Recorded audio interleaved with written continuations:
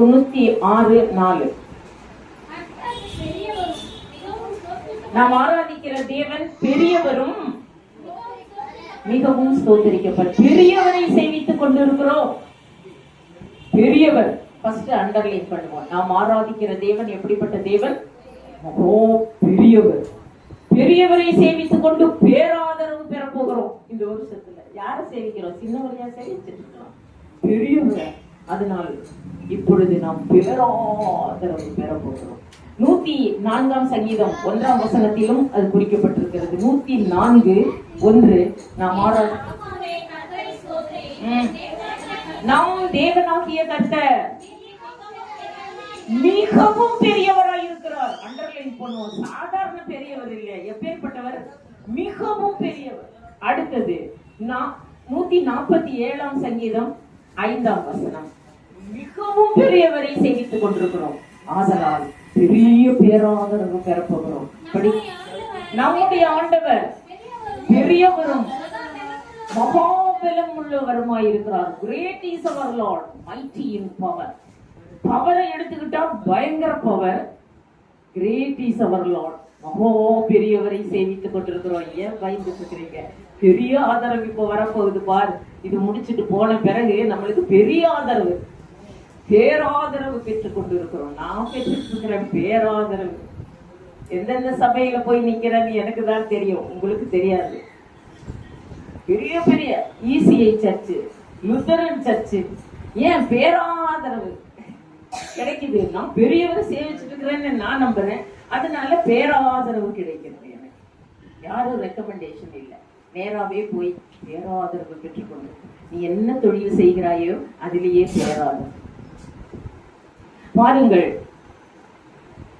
அது மாத்திரமல்ல, பெரியவர் மாத்திரமல்ல, அவருடைய நாமம் எப்படிப்பட்டது? உபாகமம் 28:58 அவருடைய நாமம் எப்படிப்பட்டது என்று எழுதப்பட்டிருக்கிறது. நாம் ஆராதிக்கிறோடைய தேவனுடைய நாமம் இதுதான். கேட்டீங்க 28:58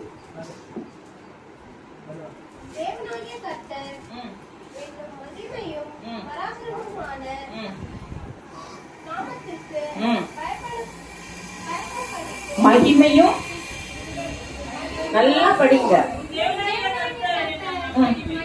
மகிமையும் அண்டர்லைன் பண்ண பயங்கரமான நாமம்.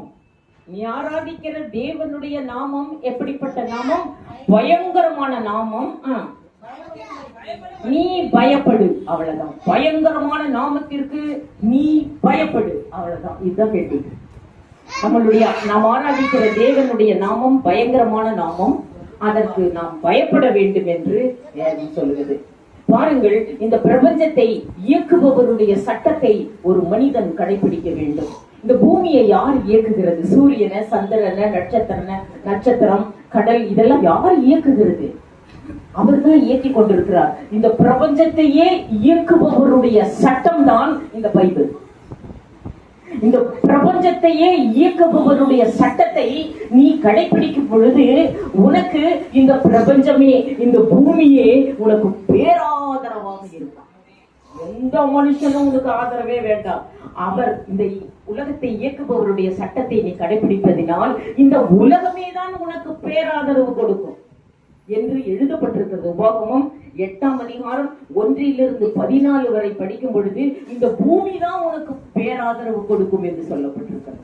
எந்த மனுஷனும் உனக்கு கொடுக்க மாட்டான், பூமியே கொடுக்குமா? படிங்க 1-14 வரை. நீ உயிரோடு இருக்கும் நாளெல்லாம் போதும். 2ஆம் வசனத்தை மாத்திரம் படிங்க. நீ உயிரோடு இருக்கும் நாளெல்லாம் இந்த பூமியே உனக்கு ஆதரவு கொடுத்துக்கிட்டே இருக்குமாமா. உயிரோடு இருக்கும் நாளெல்லாம் படிங்க. உன்னை சிறுமைப்படும்படிக்கு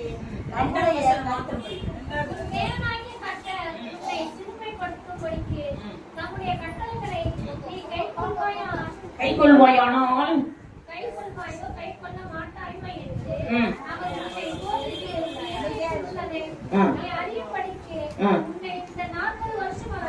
இருபத்தி 28:4 படிங்க. 2:4 28:4 உன்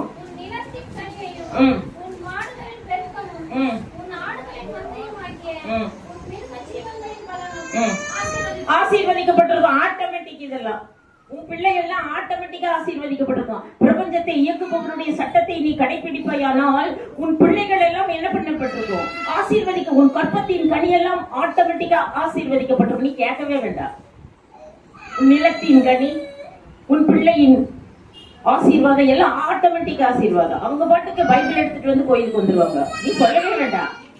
பிள்ளைகள் எல்லாம் ஆசீர்வதிக்கப்பட்டிருக்கும் என்று சொல்லப்பட்டிருக்கிறது. பாருங்கள் 11ஆம் வசனம்.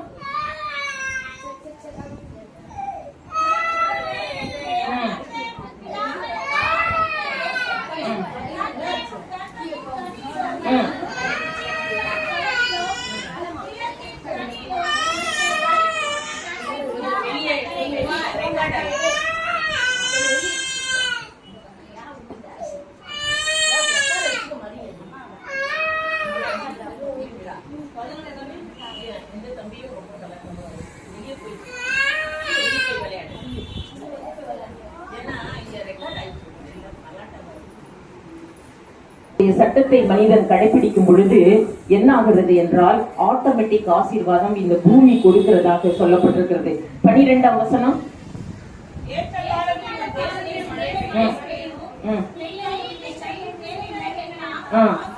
ஆசீர்வதிக்கப்படும் நல்ல பொக்கிஷசாலையாகிய வானத்தையும் திறப்பானாம். பூமியும் தன் பலனை உனக்கு கொடுக்கும், அந்த வானமும் உனக்கு பலனை கொடுக்குமா. ஏற்ற காலத்துல மழை பெஞ்சு அவர் தனக்கு பொக்கிஷசாலையாகிய வானத்தையும் உனக்கு கொடுப்பு ஆசீர்வாதமாக கொடுப்பேன் என்று செட் பண்ணி வைத்திருக்கிறார். செட் பண்றாரு. இப்போ மைக்கெல்லாம் செட் பண்ண முடியுதான்னு பேச முடியுது. அது போல நீ கர்த்தருடைய கட்டளையை கடைபிடிக்கிறாயா இல்லையான்னு பூமி பார்த்துக்கிட்டே இருக்கும். கடைபிடிக்கிறான்னா அப்படி செட் பண்ணிடும் ஆசீர்வாதத்தை ஆட்டோமேட்டிக்கா. வானமும் உனக்கு அப்படி வானம் வந்து ஆண்டனா மாதிரி செட் பண்ணி இருக்கிறார். கடைபிடிக்கிறாயா இல்லையா அப்படி இருந்தா சொல்லலாம். கடைபிடித்தால் இப்பொழுது சொல்லப்பட்ட ஆசீர்வாதம் நீ உயிரோடு இருக்கும் நாளெல்லாம் உனக்கு வந்து பலிக்கும் என்றும் சொல்லப்பட்டிருக்கிறது. இந்த கட்டளையின்படி நடக்க கவனமாய் இராவிட்டால் 28ஆம் அதிகாரம் 20 நீ செய்கிற வேலையில எல்லாம் சாபம் சஞ்சலம் அழுதுகிட்டே தான் கிடப்ப என்று சொல்லப்படுது. இந்த பூமியே உனக்கு கேடு.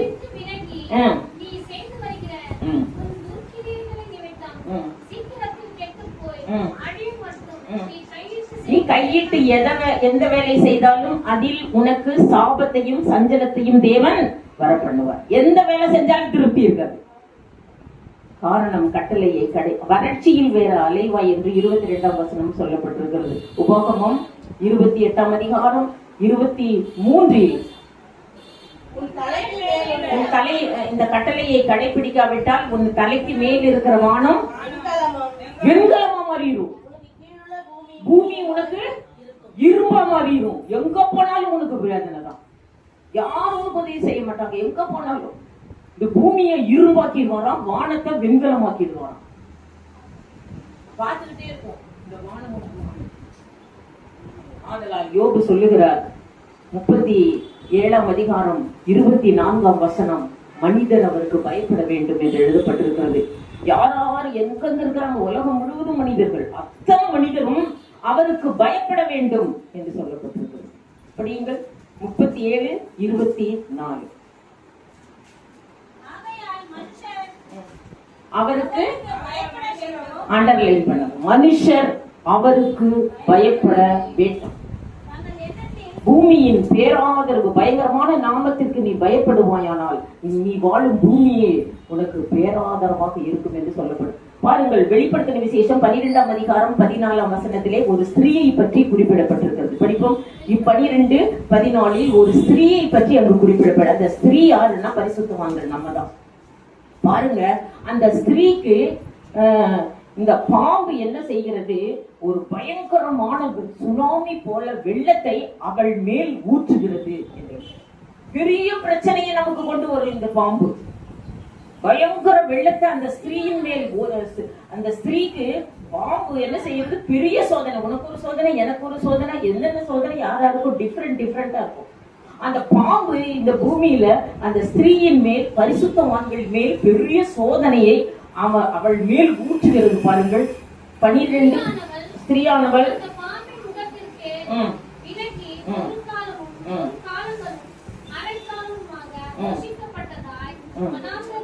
14ஆம் வசனம். அதான் தன் இடத்திற்கு பறந்து போகும்படி ம். பெரும் கழுகின் 2 சிறகுகள் ம். அவளுக்கு கொடுக்கப்பட்டது. பாருங்கள், அந்த ஸ்திரீ தான் பரிசுத்தவான்கள். அவளுக்கு பெரும் கழுகின் 2 சிறகுகள் அவளுக்கு கொடுக்கப்படுகிறது, அவள் பறந்து போகிறதுக்கு. ஆனா பாம்பானது 15ஆம் வசனம், அப்பொழுது அந்த ஸ்திரீயை ம், வெள்ளம் வெள்ளம் கொண்டு கொண்டு போகும்படி பாம்பானது பாம்பானது தன் தன் வாயிலிருந்து ஒரு நதியை போன்ற வெள்ளத்தை அவள் மேல் ஊற்றிட்டு. அவ்வளவு பிரச்சனை சிஸ்டர், தாங்கவே முடியல எனக்கு அப்படின்னு சொல்றோம். அவ்வளவு பெரிய பிரச்சனையை நம்ம மேல என்ன செய்யுது, அந்த பாம்பு ஊத்துது. அப்போ ஊற்றிட்டு யார் உதவி செய்தது அந்த பெண்ணுக்கு? பூமியானது, அண்டர்லைன் பண்ண, பூமியானது ஸ்திரீக்கு உதவியாக, அதை அண்டர்லைன் பண்ணுவோம். ஸ்திரீக்கு உதவியாக பூமியானது ஸ்திரீக்கு உதவினது என்று எழுதப்பட்டது. பாம்பு ஊற்றின வெள்ளத்தை அது என்ன செய்தது? பூமி. படிமா. பூமியானது ஸ்திரீக்கு உதவியாக ம். தன் வாயை திறந்து வலுசர்ப்பம் தன் வாயிலிருந்து ஊற்றின வெள்ளத்தை விழுங்கினது. அப்படியே விழுங்கிருச்சு. அவன் மேல ஊற்றுற பெரிய வெள்ளத்தை பூமியானது ஸ்திரீக்கு உதவியாக விழுங்கினது. மேல எவ்வளவு பிரச்சனை வந்தாலும் பூமி விழுங்கிடும். நீ போதும், பூமி விழுங்கிடும். அதனால பூமியே உனக்கு பேராதது. எந்த பிரச்சனையும் வராது போல நம்ம நடந்து போலாம் இதே பூமியில. ஏனென்றால் வலுசர்ப்பம் ஊற்றின வெள்ளத்தை பூமியானது ஸ்திரீக்கு உதவியாக விழுங்குகிறது. எப்பேற்பட்ட பிரச்சனையிலும் நீ சாதாரணமாக கடந்து போக. எனக்கு தான் பிரச்சனை வந்தது. ஐசி வார்டுக்குள்ள போனேன் நான். என்னை தான் அந்த பாம்பு வெள்ளத்தை ஊத்துச்ச மேல ஐசி வார்டுக்குள்ள கொண்டு போகுது. இந்த பக்கம் ஐசி வார்டுல வந்துட்டு இந்த வழியா வந்துட்டேன் வெளியே. ஏன்னா விழுங்கிடுச்சு பூமி. அப்படி 3 முறை ஐசி வார்டு. அப்புறம் திடீர்னு என்னங்க துடிக்குது, இவ்வளவு துடிக்குதுன்னாங்க ஹார்ட். அப்புறம் சரின்ட்டு மேல போய் எல்லாம் டெஸ்ட் எல்லாம் எடுக்கிறதுக்கு எல்லாமே பண்ணிட்டாங்க. ஹார்ட்ல எல்லாம் இவ்வளவு துடிக்குதுன்னு சொல்லி வச்சுட்டாங்க. வச்சுட்ட பிறகு பயங்கரமா துடிக்குது. அந்த அம்மா சொன்னாங்க, இவ்வளவு துடிக்கிறதுல எங்களுக்கு என்ன பண்ண முடியாது, எங்க கணக்குக்கே இது வர மாட்டேங்குது, நீ போயிட்டு கொஞ்சம் ரெஸ்ட் எடுத்துட்டு வா. பயந்துட்டியா? பயப்படலையே, நல்லா இருக்கிறேன். அப்புறம் ஏன் இவ்வளவு துடிக்குது தெரியுதா? ஆமா, ஆனா ஏன்னு தெரியலையே. அப்படி சரின்னு சொல்லிட்டு நீ போய் ரெஸ்ட் எடுத்துட்டு வா. இவ்வளவுதான் தாறுமாறா துடிக்குது உன் இருதயம். போ சரி, இந்த ரெஸ்ட் எடுத்துட்டு போனோடனே டாக்டர்கிட்ட எல்லாம் இன்ஃபர்மேஷன் கொடுத்துட்டாங்க. இது மறுபடியும் டெஸ்ட் எடுங்க, பயமா இருக்குது, இது எந்த இதுக்குமே சிக்க மாட்டேங்குது, இப்படி ஒரு இருதயம் துடிக்கவே துடிக்காது அப்படின்னா. சரி கீழே போமா, எல்லாத்தையும் அவுத்துட்டு கீழே கொண்டு போனாங்க. பெரிய டாக்டர் வந்துட்டாங்க. அப்போலயும் பெரிய டாக்டர். அவங்களுக்கும் இன்ஃபர்மேஷன் போயிடுச்சு. இந்த ஒரு அம்மாவுக்கு பயங்கரமா துடிக்குது. வந்து பாருங்க, இது வரைக்கும் நம்ம கவுண்டர்ல இப்படி வந்தது இல்லை. சரி 4-5 டாக்டர் வந்துட்டாங்க. 5 டாக்டர் வந்துட்டோம்னா நர்ஸ் விட்டாங்க. எடு இருதயத்தை எடு டெஸ்ட் பண்ணலாம். சரி எடுத்தா கரெக்டா 72 நார்மல். அவங்க போனா 650, இங்க வந்தா நார்மல். என்ன சொல்றீங்க? இவங்க எல்லாரும் பயந்துட்டாரு. அந்த டாக்டர் என்ன இல்லைங்க மிஷின் தப்பா இருக்குமாங்கிறாங்க. இல்ல நல்லா தர, அது கரெக்டா தான் இருக்குது. பாம்பு அந்த சோதனையை நம்ம மேல ஊற்றுது, பூமி விழுங்குது. அத்தனை சோதனை விழுங்கிட்டோம்னா நார்மல் ஆயிட்டு அப்புறம் சரியாயிட்டு. சரி யூ கேன் டிஸ்சார்ஜ், இப்பவே போ வெளியே இருக்காங்க. நடந்தே போறேன். ஏன் நடந்தே போவேன்? நான் நடந்தே போறேன், நல்லா இருக்குது எனக்கு, நானே நடந்து வெளியே ஆட்டா ஏறி. பூமியை உதவி செய்கிறது நமக்கு. நமக்கு எவ்வளவு பெரிய சோதனை வந்தாலும் பூமி உதவி செய்து நாம் வெளியே வந்து விடலாம் என்று சொல்லுது. ஸ்திரீக்கு உதவினது பூமி என்று சொல்லப்பட்டிருக்கிறது. பயங்கரமான நாமத்திற்கு ஒரு மனிதன் பயப்படுவானால் இந்த பிரபஞ்சமே உனக்கு பேராதரவு கொடுக்கும் என்று சொல்லப்பட்டிருக்கு. ஏனென்றால் தேவன் என்ன ரூபத்தில் இருக்கிறார்? யோவான் 1ஆம் அதிகாரம் 1ஆம் வசனம். தேவன் எப்படி இருக்கிறார்? என்ன ரூபத்தில் இருக்கிறார்? நாம் ஆராதிக்கிற தேவன். யோவான் 1:1. ஆதியிலே வார்த்தை தான் இருந்தது, அந்த வார்த்தை தேவனாகவே இருந்தது. அதுதான் தூக்கிட்டு சுத்துறோம். ஏங்க உங்க சர்ச்சில் எந்த படமும் இல்ல சும்மா வார்த்தையா எழுதி போட்டுருப்பாங்க. நான் காலேஜ் பிகாம் படிக்கும் போதே அந்த பொண்ணு கேட்டா, உங்க சர்ச்சுக்கு நான் போயிருந்தேன், ஒருமே உருவமே கிடையாது, வெறும் வார்த்தையா கிடக்குது. எனக்கு அப்ப தெரியல என்னன்னு. நம்ம சர்ச்சில் ஏன் வெறும் வார்த்தை தான் இருக்கு, ஒரு உருவமே கிடையாதுன்னு. தேவன் வார்த்தையா இருக்கிறார் என்று சொல்லப்பட்டிருக்கிறது. ஆதலால் அவருடைய வசனத்துக்கு நடுங்குகிறவனை மாத்திரம் நான் நோக்கி பார்ப்பேன் என்று சொல்லுகிறேன். எல்லாரையும் இல்ல, எல்லாருக்கும் இந்த உதவி கிடைக்காது. அவருடைய வசனத்திற்கு நடுங்குகிறவன். ஏசையா 66 அதிகாரம் 2 வசனத்தில் அவருடைய வசனத்திற்கு எவன் நடுங்குகிறானோ, says the Lord, but to this man I look, tremble at my word. என் வசனத்துக்கு நடுங்குகிறவனை மாத்திரம் நான் நோக்கி பார்ப்பேன், மற்ற யாரையும் நோக்கி பார்க்க மாட்டேன் என்று சொல்லுகிறார். படிப்போம். 96:9. அது 66:2. பண்ணுகிறவராகிய நான் பெருசெய்யாமல் இருப்பேனோ என்று கர்த்தர் சொல்லுகிறார். பிரசவிக்கப்படுகிறவராகிய நான் பிரசவத்தை தடுப்பேனோ என்று தேவன் சொல்லுகிறார். சிறுமைப்பட்டு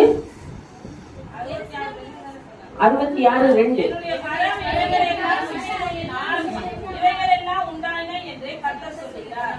ஆனாலும் சிறுமைப்பட்டு ஆவியில் நொறுங்குண்டேன். என் வசனத்திற்கு நடுங்குகிறவனை ஏன் நோக்கி பார்ப்பேன்? வேற யாரையும் நோக்கி பார்க்கவே மாட்டேன், எல்லாரையும் கைவிட்டுருவேன். யார் என் வசனத்துக்கு நடுங்குகிற ட்ரம்பிள் அப்படி நடுங்கணும், அவங்கள மாத்திரம் தான் நோக்கி பார்ப்பேன் என்று சொல்லுகிறார். Fear before him all the earth என்று எழுதப்பட்டிருக்கிறது. அவருடைய வசனத்திற்கு நடுங்கினால் 3 ஆசீர்வாதம் இந்த உலகத்தில் நமக்கு கிடைக்கும்.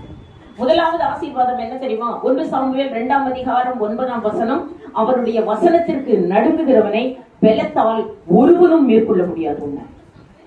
1 சாமுவேல் 2:9, பலத்தால் ஒருவனும் மேற்கொள்ள முடியாது. For by strength shall no man can prevail against him என்று எழுதப்பட்டிருக்கிறது. பலத்தை எடுத்துக்கொண்டால் நீதான் ஹையஸ்டா இருப்ப.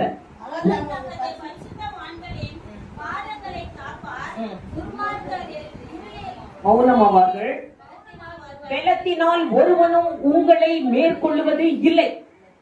பலத்தை எடுத்துக்கிட்டா நீதான் ஹையஸ்டா இருப்ப. இந்த உலகத்துல நீ உயிரோடு இருக்கும் வர அவருடைய வசனத்திற்கு நீ நடுங்கினால் பலத்தினால் ஒருவனும் உங்களை மேற்கொள்ள முடியாது என்று சொல்லுகிறார். பாருங்கள், யோசுவா என்று ஒரு மனிதன் இருந்தான். அவன் மோசேக்கு கொடுத்த ஆசீர்வாதத்தை விட யோசுவாவுக்கு கொடுத்த ஆசீர்வாதம் பயங்கரமா இருந்துச்சு. ஏன்னா மோசே கூட அப்படி ராஜாக்களினுடைய தலையை கையில் எடுக்கல. யோசுவா 31 பெரிய ராஜாக்களினுடைய தலையவே தனியா எடுத்துட்டாராம், அறுத்தறுத்து. பாருங்க, அந்த ராஜாக்கள் பேர் குறிப்பிடப்பட்டிருக்கு. யோசுவா 12 அதிகாரம் 8-24 படிப்போம்.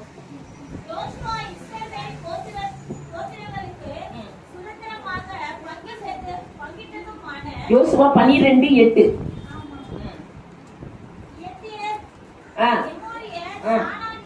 எத்தனை பேர் ராஜாக்களினுடைய தலையவே கையில் எடுத்தார்கள் என்று 31 ராஜாக்களினுடைய பேரையே அங்க பட்டியலிடப்பட்டது.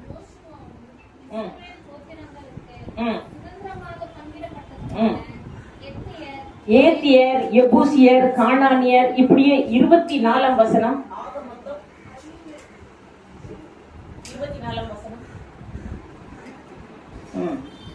யோசுவா 12 அதிகாரம் 24 வசனம்.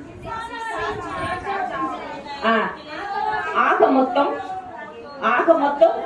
31 ராஜாக்களினுடைய தலையவே கையில் எடுத்துட்டார் யோசுவா. ஆகும், அந்த ராஜாக்கள் யார் யார் தலையை எடுத்தாருன்னு அந்த பட்டியலிடப்பட்டிருக்கு. மோசே கூட இந்த பயங்கரம் இல்ல. ஏனென்றால் அவருடைய வசனத்துக்கு நடுங்குகிறவனை பலத்தால் யாருமே மேற்கொள்ளவே முடியாது என்று எழுதப்பட்டிருக்கிறது.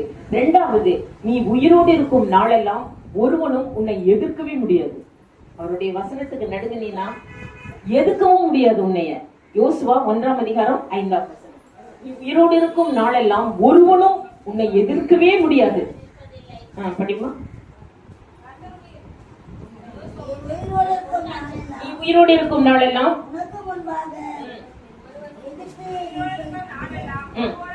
உனக்கு முன்பாக எதிர்த்து நிற்பது இல்லை. 2 போதும் போதும். உயிரோடு இருக்கும் வரை ஒருவனும் எதிர்க்க முடியாது. 3வது, மார்க்கு 16 அதிகாரம் 18 வசனத்தில் அவர்களை கொல்லவும் முடியாது, சாவு அவர்களை மேற்கொள்ளாது என்று எழுதப்பட்டிருக்கிறது.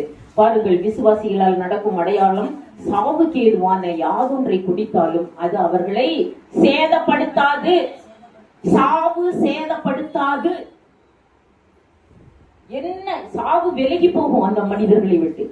அவருடைய வசனத்துக்கு நடுங்குகிறவனை பலத்தால் ஒருவனும் மேற்கொள்ள முடியாது. அவனை உயிரோடு இருக்கும் வரை ஒருவனும் எதிர்க்கவும் முடியாது. அவன் சாகாமல் பிழைத்திருப்பான் என்று சாவுக்கு ஏதுவான யாதொன்றை குடித்தாலும் அது அவர்களை சேதப்படுத்தாது. சாவு சேதப்படுத்தாது. பாருங்க, ஒரு புருஷன் தன் மனைவியை கொல்ல பார்த்தாங்க. இந்த புருஷன் என்ன நினைச்சிட்டான்?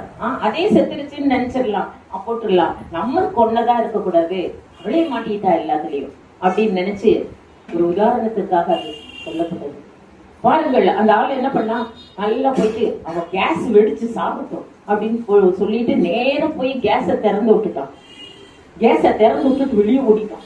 வெளியே ஓடி போய் ஏமான்னு, என்னப்பா ஒரு காபி போடுமா, சூடா ஒரு காபி போடு.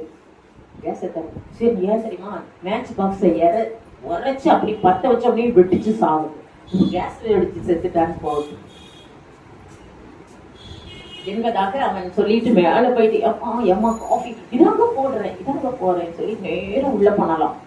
உள்ள போயிட்டு மேட்ச் பாக்ஸை எடுத்து இப்படி பத்த வைக்க போகும்போது ஞாபகம் வந்துருச்சு. என்ன ஞாபகம்? உடனே ஓடுறான். ஏங்க என்னம்மா ஏன் இப்படி ஓடி வர? ஏங்க நான் சொல்ல மறந்துட்டேங்க. என்னத்த? நேத்தே கேஸ் தீர்ந்து போச்சுங்க. நேத்தே கேஸ் தீர்ந்து போச்சு.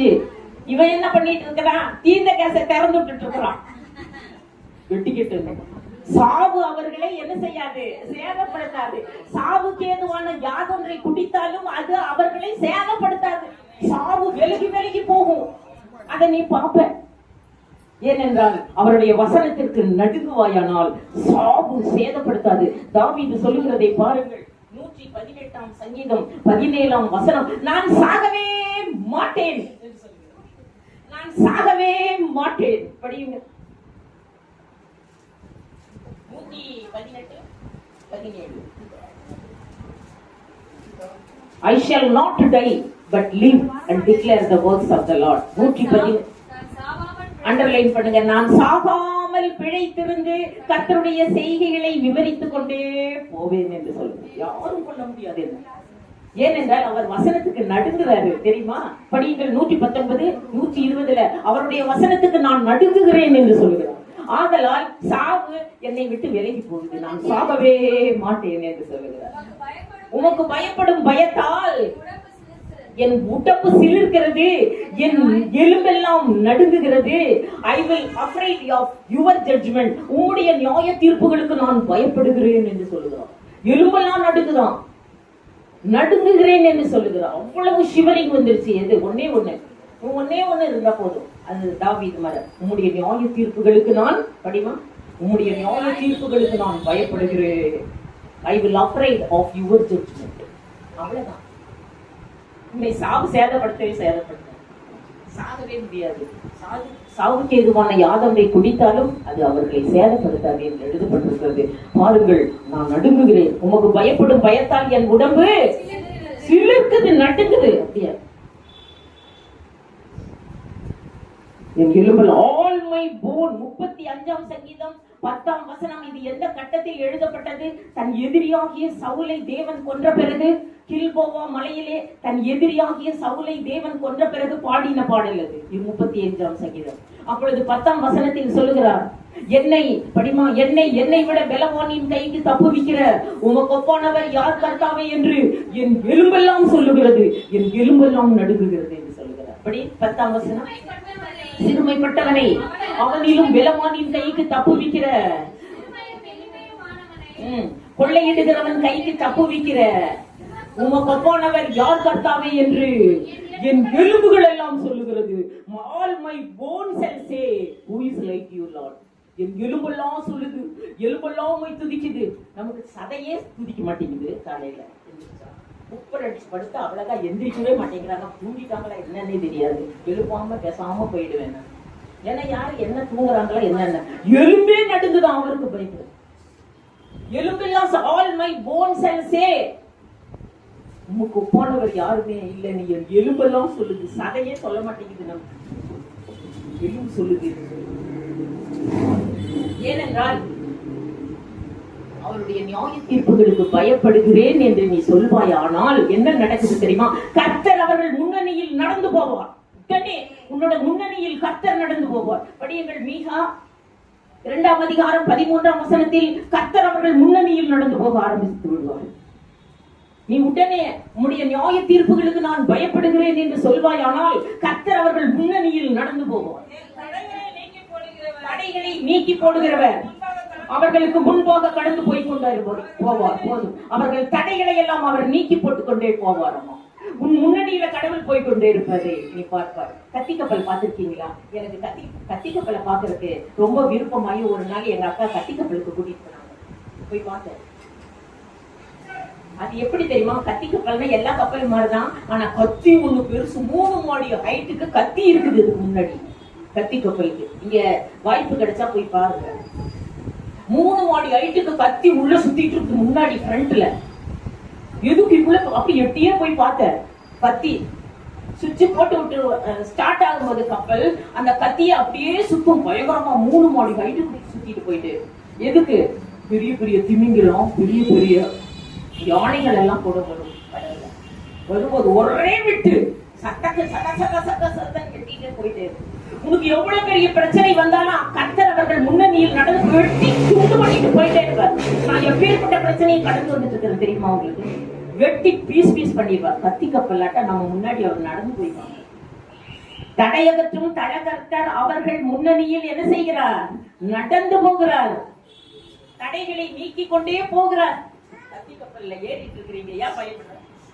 எந்த பிரச்சனை வந்தாலும் சரி ரெண்டா வெட்டி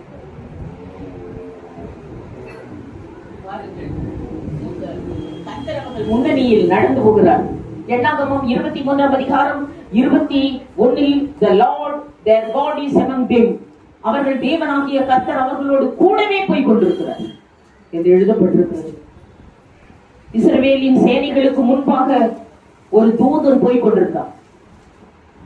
இஸ்ரவேலின் சேனைகள் எகிப்திலிருந்து புறப்பட்ட 20 லட்சம் ஜனங்கள். எத்தனை லட்சம்? 20 லட்சம் ஜனங்களுக்கு முன்பாக ஒரு ஆள் போயிட்டு இருந்துச்சான். மோசைய பார்த்தா கடல் 2ஆ பிளந்துது. மோசையோட தடியை பார்த்துட்ட உடனே கடல் 2ஆ பிளந்துச்சா? இஸ்ரவேலின் சேனைகளுக்கு முன்பாக ஒரு ஆள் போயிட்டு இருந்துச்சாமா. அந்த ஆளை பார்த்துதான் கடல் 2ஆ பிளந்துச்சான். யோர்தான் பின்னிட்டு திரும்பிச்சான். யார் போயிட்டு இருந்தது? படிங்க. யாத்திரையாகமம் 14:19.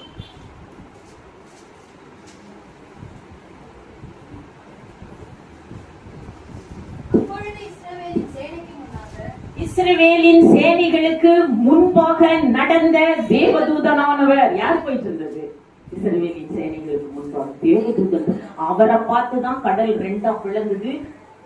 யோர்தான் பின்னிட்டு திரும்பினார். இஸ்ரவேலின் சேனைகளுக்கு முன்பாக தடையகற்றும் தடகர்த்தர் அவர்கள் முன்னணியில் நடந்து போய் கொண்டிருந்தார் சொல்லப்பட்டது. ஆதலால் இவர்களுக்கு பேராதரவு கிடைத்தது. இந்த பூமி பேராதரவாக இருந்தது. இஸ்ரவேல் ஜனங்களுக்கு இந்த பூமி சமுத்திரம் பேராதரவாக இருந்தது.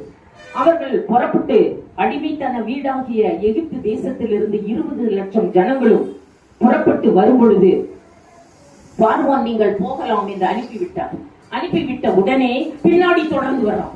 அவங்களை அனுப்பிவிட்டு பின்னாடி பார்வோனும் அவன் சேனைகளும் அவர்களை குத்தி போட ரதங்களோடும் ஈட்டிகளோடும் கேடகங்களோடும் பின்னாடி வந்துகிட்டே இருக்கிறாங்களாம்.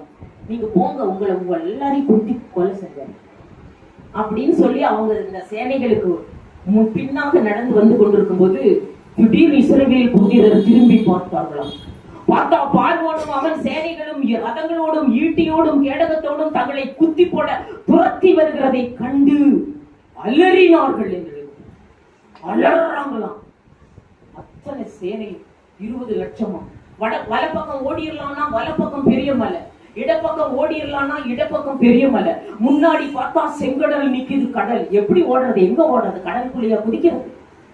என்ன பண்றது? பின்னாடி பார்த்தா குத்தி போட வந்துகிட்டு இருக்கிறாங்களாம். இஸ்ரவேல் புத்திரர்கள் அலறினார்கள். 14ஆம் அதிகாரம் 10ஆம் வசனம். அப்பொழுது யார் அவர்களுக்கு உதவி செய்தது தெரியுமா? இந்த கடலே தான் உதவி செய்தது. கடலேதான் பேராதரவாக இருந்தது. அப்பொழுது மோசையை கேட்கும் பொழுது கர்த்தர் சொல்கிறார், உன் கோலை சமுத்திரத்தில் நீட்டு, அது உனக்கு வழி கொடுக்கும் என்று சொல்லுகிறார். உன்னுடைய கோலை பிரச்சனைக்கு நேராக நீட்டு. எப்பேற்பட்ட பிரச்சனையிலும் நீ தப்பி கடந்து போக அங்கு உனக்கு ஒரு வழி தெரியும். பிரச்சனை வந்தோடனே சிஸ்டர் சொன்னாங்களே, கோர்ட்டுக்கு ஓடுறது, போலீஸ் கிட்ட போடுறது, வக்கீல் கிட்ட போடுறது. ஒரு வக்கீல் நோட்டீஸ் விட்டா அவ்வளவுதான் அப்படிங்கிறது. இங்க பிரச்சனை வந்த உடனே என்ன செய்கிறார்கள் பாருங்கள், உன் கோலை சமுத்திரத்துக்கு நேராக நீட்டாக உனக்கு வழி கொடுக்கும் என்று சொல்ல உடனே கோலை நீட்டுகிறார். யாத்திரையாகமம் 14ஆம் அதிகாரம் 16ஆம் வசனத்துல அது வழி கொடுக்குது பாருங்கள். கோலை நீட்டின உடனே சமுத்திரம் தான் ஆதரவு கொடுக்குது. சமுத்திரமே பேராதரவாக அவர்களுக்கு வழி கொடுத்து வலப்பக்கமும் இடப்பக்கமும் ஒரு பாதுகாப்பு சுவராக நிற்கிறது. மதி படியுங்கள். நீ உன் கோலை ஓங்கி உன் கையை சமுத்திரத்தில் எறிந்து சமுத்திரத்தை பிளந்து விடு. அப்போது இஸ்ரவேல் புத்திரர் சமுத்திரத்தின் நடுவாக தாண்டரையில் நடந்து போகிறது போல அவர்கள் கடந்து போவார்கள். அந்த பிரச்சனையில் உனக்கு வழி தெரியும் என்று சொன்னார். பூமியில் உள்ள ஜலமே நமக்கு பாதுகாப்பு சுவராக இருக்கிறது என்று எழுதியிருக்கிறார். அப்படியே அவர்கள் கடந்து சென்றார்கள் என்று எழுதப்பட்டது. என்ன பாட்டு பாடிட்டு கடந்து போயிருப்பாங்க? பாட்டு பாடிட்டு தான் போயிருப்பாங்க கடலுக்குள்ள. சும்மா கடல்ல வழி தெரிஞ்சா சும்மா போயிருப்பாங்களா? எப்படி பாடி இருப்பாங்க, எப்படி ஆடி இருப்பாங்க. செங்கடலில் வழி திறந்த சீயோன் நாயகனே, பங்கமின்றி பாலைவனத்தில் பரமரித்தாரே. செங்கடலில் வழி திறந்த சீயோன் நாயகனே, பங்கமின்றி பாலைவனத்தில் பரமரித்தாரே. இஸ்ரவேலின் ஜனமே என்றும் இடறிட வேண்டாம். யெகோவாவுன் தெய்வமானால் ஏதும் பயம் வேண்டாம். செங்கடல்ல கூட வழி தெரியுது. எப்பேற்பட்ட பிரச்சனைகளும் கடந்து போக அந்த பிரச்சனையே உனக்கு பாதுகாப்பாக இருக்கும் என்று சொல்லுங்கள். சிலர் நினைக்கிறார்கள், என் பணம், என் உத்தியோகம், என் சிநேகிதர், என் உறவினர், எனக்கு அறிமுகமானவர்கள், என் செல்வ பெருக்கு பேங்க்ல சேர்த்து வச்சிருக்கிறனே, அந்த செல்வ பெருக்கு எனக்கு ஆதரவு என்று நினைக்கிறார். ஏங்க தங்க கம்மல் போட்டிருக்கிறீங்க, தங்கம் எனக்கு ஆதரவு, கஷ்டத்துக்கு உதவும் சிஸ்டர் இது பாருங்கள் என்று சொல்லுகிறார். அதெல்லாம் ஆதரவே கிடையாது. எது ஆதரவு? ஆபத்தாகிய சிவந்த சமுத்திரத்தை எப்படி கடக்கிறார்கள் பாருங்கள். எபிரேயர் 11:29 உலர்ந்த தரையில் நடந்து போகிறது போல அவர்கள் ஆழங்களில் நடந்து போனார்கள் என்று சொல்லி எப்பேற்பட்ட பிரச்சனையிலும் வழி தெரியும். அவர்களை பின்தொடர்ந்து வந்த சத்துருக்கள் பாருங்கள். யாத்திரையாகமம் 15:10 கடலின் ஆழத்தில் ஈயப்போல் அமிழ்ந்து போனார்கள். சத்துருக்களை திரும்பி பார்த்தா ஒருத்த கூட இருக்க மாட்டாங்க. எல்லா சமுத்திரத்தின் ஆழத்துல பிரச்சனைக்குள்ள மாட்டி ஈயம் போல அமிழ்ந்து போயிருவாங்க. அத்தனை பேரும் பின்தொடர்ந்து அத்தனை பேரும் கடலையும் படிக்கலாம். உங்களுடைய காற்றை வீச பண்ணினார், கடல் அவர்களை மூடிக்கொண்டது. கடல் அவர்களை மூடிக்கொண்டது. எல்லான தண்ணீர்களை ஈயம் போல அமிழ்ந்து போனார்கள். ஈயம் போல அமிழ்ந்து போனார்கள் என்று கடலின் ஆழத்தில் ஈயம் போல அவர்கள் அழிந்து போவார். இரண்டாவதாக யார் நடுங்கினது? மோசே நடுங்கிறாராம். அப்போஸ்தலர் 7ஆம் அதிகாரம் 32 அவருடைய வசனத்துக்கு நடுங்குகிறவனை யாருமே, நான் என்ன சொன்னேன், பலத்தால் மேற்கொள்ள முடியாது. அவர் நடுங்குகிறாராம் மோசே அவருடைய வசனத்துக்கு. பாருங்கள், மோசேய நடுங்குற அவரை போய் திட்டுனா அவருடைய வசனத்துக்கு நடுங்குகிறவனை யாரும் திட்டப்படக்கூடாது. இங்க பாருங்க, மோசே நடுங்குகிறார். அப்போஸ்தலர் 7ஆம் அதிகாரம் 32 அவருடைய வார்த்தைக்கு நடுங்குகிறார். எப்படி நடுங்குகிறார் தெரியுங்களா? கர்த்தர் மோசேக்கு முச்செடி நடுவில் இருந்து தோன்றி சொல்றார், நான் ஆபிரகாமின் தேவன், நான் ஈசாக்கின் தேவன், நான் யாக்கோபின் தேவன் என்று அவர் திருவுள்ளம் போட்டு அவர் கைகாலெல்லாம் உதற ஆரம்பிச்சிருச்சான். குட்டு குட்டு குட்டு குட்டு குட்டு நடுங்கிறாரா, காலில் இருந்து தலை வரைக்கும் நடுங்கிறார். அவங்க படிங்க, நான் ஆபிரகாமின் தேவனும் ஈசாக்கின் தேவனும் யாக்கோபின் தேவனுமாகிய உன் பிதாக்களினுடைய தேவனாய் இருக்கிறேன் என்று கர்த்தர் திருவுளம் பற்றும் போது சத்தம் அவனுக்கு உண்டாயிற்று. அப்பொழுது மோசே, அண்டர்லைன் பண்ணுங்க, மோசே என்ன செஞ்சார்? கிட்டு கிட்டு கிட்டு கிட்டு நடுங்கிறார். அப்படிதான் நடுங்க இருக்குது அவங்களுக்கு. அப்படிதான் நடுக்கிறோம் அவருடைய வசனத்துக்கு. நான் ஆபிரகாமின் தேவனும் ஈசாக்கின் தேவனும் யாக்கோபின் தேவனுமாய் இருக்கிறேன் என்று மோசேக்கு தேவன் திருவுளம் பற்றும் போது அவன் உடம்பெல்லாம் நடுங்குகிறது. உடனே அவருடைய வசனத்துக்கு நடுங்கினார் என்று எழுதப்பட்டது. உடனே அவருடைய வசனத்துக்கு நடுங்குகிறவனை திட்டுறாங்க. ஒரு கூட்டம் யாரும் திட்ட போட முடியாது. உன்னைய திட்டுனா கர்த்தர் நோட் பண்ணிடுவார். யார் திட்டுறது? என் வசனத்துக்கு நடுங்குகிறாங்க, அவங்கள போய் திட்டுறையா இரு அப்படின்னு யார் திட்டுறது பாருங்க. 2 கூட்டம் திட்டுது. மோசேயையும் ஆரோனையும் திட்டினார்கள். என்னன்னு திட்டுறாங்க? என்னாகமம் 16ஆம் அதிகாரம் திட்டுன சட்டத்தை சொல்லுகிறேன் பாருங்க. என்னாகமம் 21:5 பேசி திட்டுறாங்க. என்னன்னு மோசேயின் மேல் பொறாமை கொண்டு திட்டுறாங்க. 21:5 மோசேக்கு விரோதமாக பேசி என்னென்ன திட்டுறாங்க பாருங்க. அது என்னென்ன திட்டுறாங்கன்னு கூட போட்டிருக்கு. நாங்கள் வனாந்தரத்திலே சாகும்படி நீர் எங்களை எகிப்து தேசத்திலிருந்து அழைத்து வந்தீரோ என்று சொல்லி திட்டுகிறார். இதுதான் திட்டுறாங்க. நாங்க சாகருக்கு என்னை கூட்டிட்டு வந்தியா? நாங்கெல்லாம் உடனே என்ன ஆச்சு தெரியுமா? என்னாகமம் 16ஆம் அதிகாரம் 3ஆம் வசனத்திலையும் பாருங்க திட்டுறது இருக்குது. என்னாகமம் 16:3 அது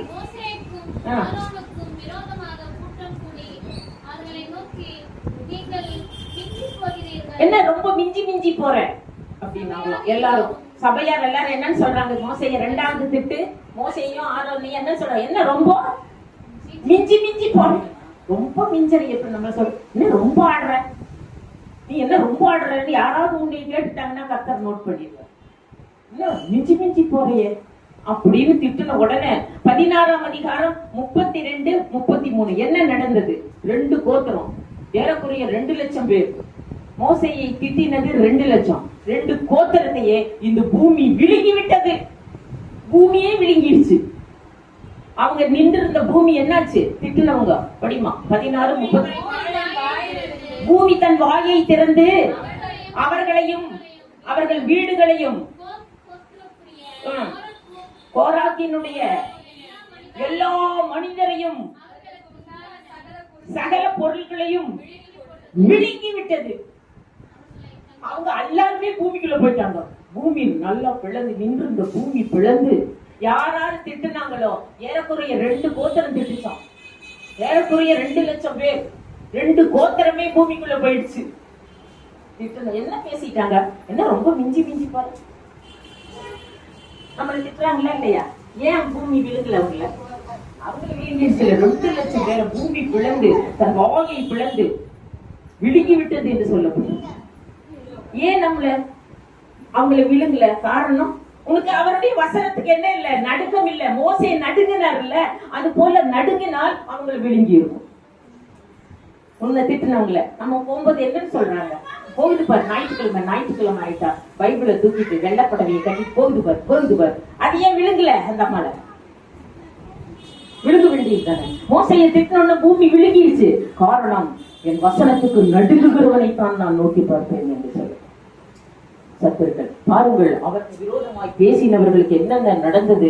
அவர்கள் சமங்கள் வனாந்தரத்திலே விழுந்து போயிட்டு 3:17 யார் யார் மோசேயை திட்டினார்களோ அவர்களுடைய சமங்கள் எல்லாம் வனாந்தரத்தில் their bodies were scattered in the wilderness.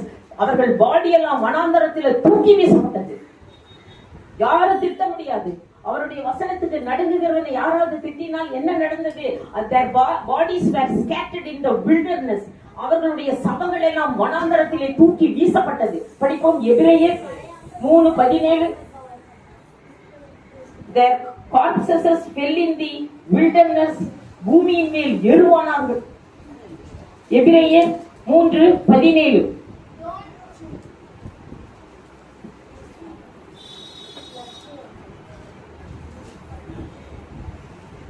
மேலும் அவர் 40 வருஷமாய் யாரை ஆலோசித்தார்? பாவம் செய்தவர்கள் அல்லவா?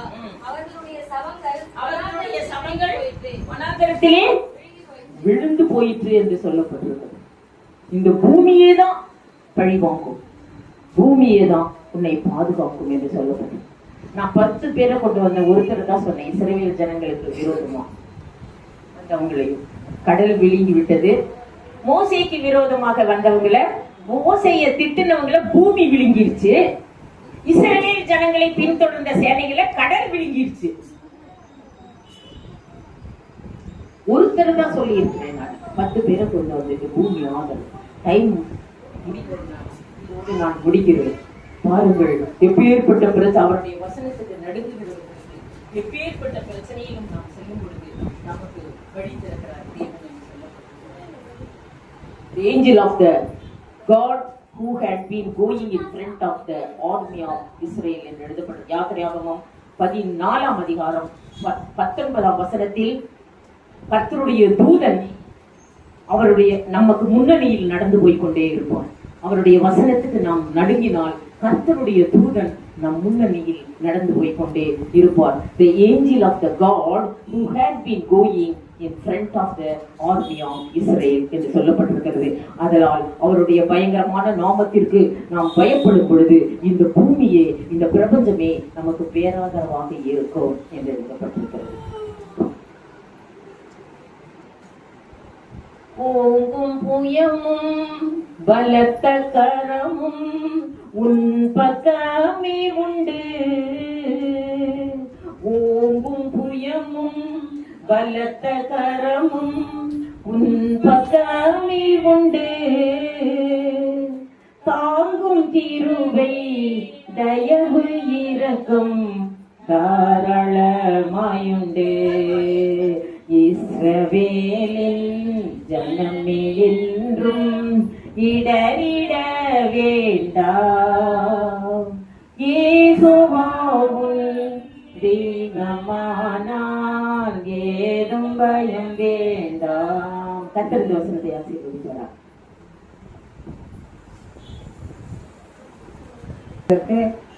கர்த்தர் அவங்க குடும்பத்தையும் அவங்க ஊழியத்தையும் இன்னும் அதிகமாய் தேவன் ஆசீர்வதிக்கணும். அநேக இடங்களுக்கு அவங்கள தேவன் பயன்படுத்தணும். நம்மத்தில அவர்கள் வந்தது நல்லது. அதற்காக நம் சபை சார்பாக அவர்களுக்காக கரங்களை தட்டி ஸ்தோத்திரம் பண்ணுவோம். ஸ்தோத்திரம் ஸ்தோத்திரம் ஸ்தோத்திரம். ரொம்ப தேங்க்ஸ். இந்த வேலையில கூட ஒரு பாடலை பாடுங்க.